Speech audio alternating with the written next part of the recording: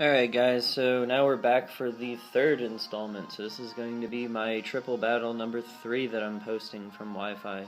This again was versus a random opponent. This one was kind of notable to me for me because this one kind of clearly outlines a lot of very commonly used Pokemon in Gen 5 and Gen 6, and this guy just kind of threw them all together.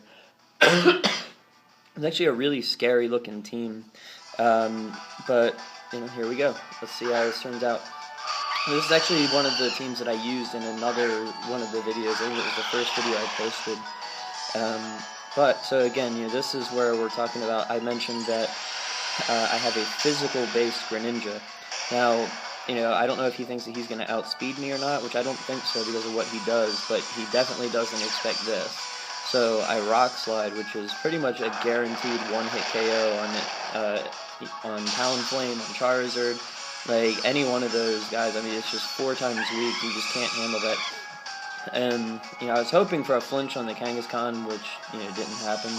So naturally, I'm going to eat 2 Brick Breaks. He got lucky, just lucky guess from the typing. He assumed I was going to be Dark, but apparently I just switched to a type that was also weak. Now, the Gardevoir switched over. I don't think he knew that it speed checked, so I think he thought he was going to get to move the Talonflame before it got hit with probably a water attack, but that didn't work out in his favor, so that's what he gets for not understanding the game mechanics. So I just dropped their speed with Registeel. My Registeel has a metronome, so he basically comes out and just spams Icy Wind to drop their speeds, but each time that he uses it, it gets stronger and stronger. So if they ignore him, after a while, that's going to start to really hurt. So Swellow, he basically comes in. His main objective is to just not die for 1 turn because he's holding a Flame Orb, and he's got the ability Guts, so it's actually going to increase his attack as opposed to decreasing it. And I have him with the move Facade, which is basically a move that it doubles its power if he has a status effect. So, not just his attack stat, but also his move power is going to be going through the roof.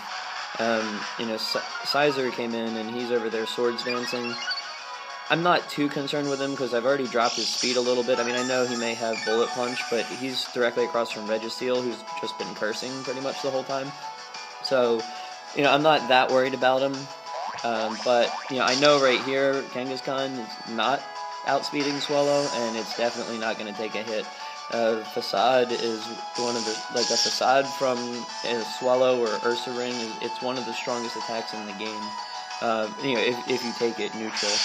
In some cases, it actually hits harder than Explosion. So, I mean, Swellow went down kind of easily because, it's a feral Pokemon, but, I mean, in the end, it did what it was supposed to do. I just wanted to get rid of the Kangaskhan because I hear so many people complain about it. I was actually laughing to myself when I saw the Talonflame didn't even get to take a turn. So that's what you guys get for using, Pokemon that everyone tells you to use. So, the Sizer's got leftovers. I mean, he's looking like he's trying to put in for the long haul. I sent out Slacking.